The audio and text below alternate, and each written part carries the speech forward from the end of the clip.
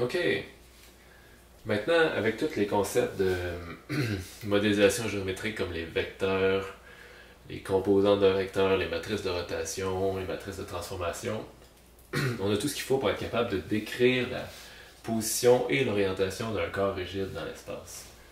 Donc, supposons que j'ai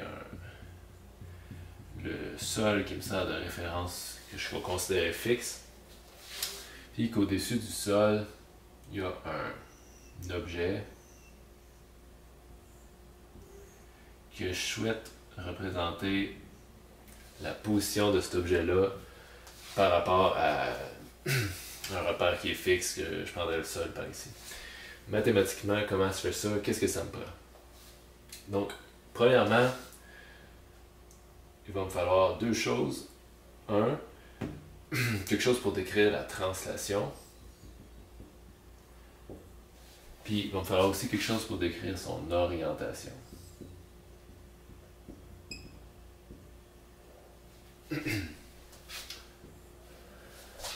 Donc, pour décrire la translation, qu'est-ce qu'il me faut? Il faut définir un point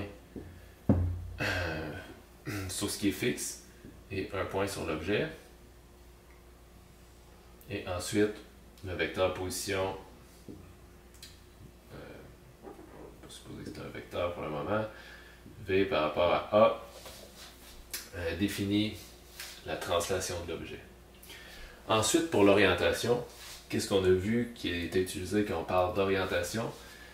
C'est des bases vectorielles. Donc, il me faudrait que j'aille une base vectorielle ici, attachée avec le sol. Puis, il faudrait que j'aille une base vectorielle ici, qui est attachée avec l'orientation de l'objet. Mettons que je l'appelle B1, B2, B3. Donc, pour ce qui est de l'orientation, comme on a vu, qu'est-ce qu'il faudrait ici que je décrive, c'est que j'aimerais savoir B1, il est orienté comment par rapport aux axes de A. Donc ça, si vous vous rappelez les matrices de rotation,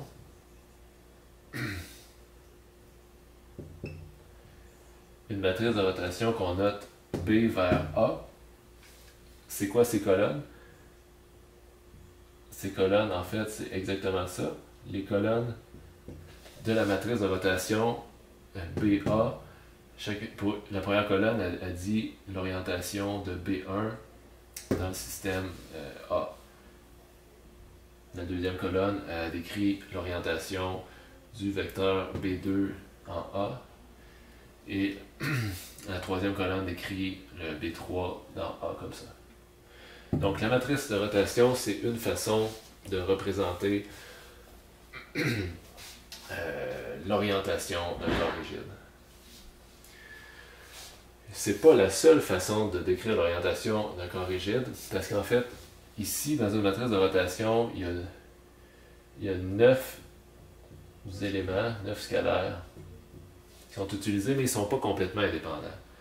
En fait, l'orientation d'un objet, c'est juste 3 degrés de liberté. Donc techniquement, je pourrais avoir une représentation avec juste 3 variables pour définir l'orientation d'un objet. La translation aussi d'un objet, c'est 3 degrés de liberté en 3D. Donc il me faut 3 variables pour décrire un vecteur 3D.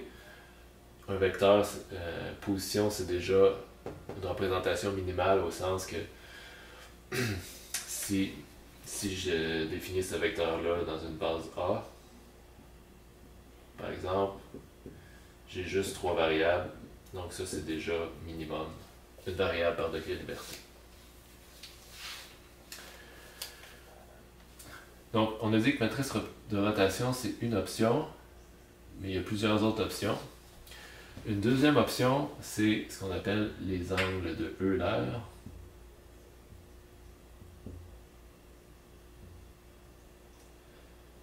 C'est 3 angles particuliers qui définissent 3 rotations successives autour Il y a un ordre d'axes prédéfini qui vont nous donner au bout de la ligne une matrice de rotation.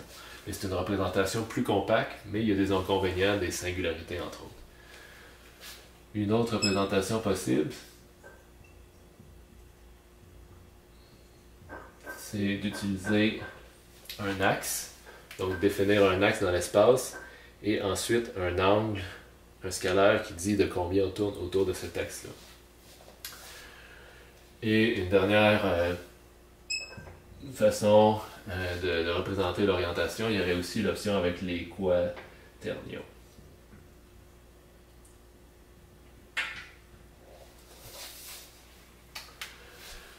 Donc, la représentation de l'orientation en 3D, c'est pas un problème très simple. Il y a toutes sortes de petites particularités.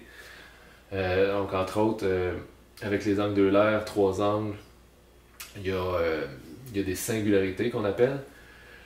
Les matrices de rotation, ça marche bien. Le seul inconvénient, c'est qu'on traîne 9 éléments au lieu de potentiellement juste 3. Les quaternions, c'est une façon mathématique et qui est plus efficace de faire des opérations de changement de base avec les quaternions qu'avec une matrice de rotation. Finalement, quand on combine la translation et l'orientation, c'est ce qu'on appelle la pose. Translation plus orientation. Une façon directe de représenter la pose d'un corps rigide, c'est avec une matrice de transformation BAA qui fait le lien entre et les bases et les points. Parce qu'en fait, ici j'ai défini ça de façon indépendante, 2 points, puis j'ai défini 2 bases, mais si on voudrait faire ça de façon compacte, j'aurais pu dire qu'il faut définir un repère fixe, puis un repère qui serait A dans ce cas-ci, puis un repère mobile sur l'objet que j'appellerais B ici. Et la matrice de transformation entre ces deux repères-là, ça représenterait d'un seul coup la translation et l'orientation. Donc voilà.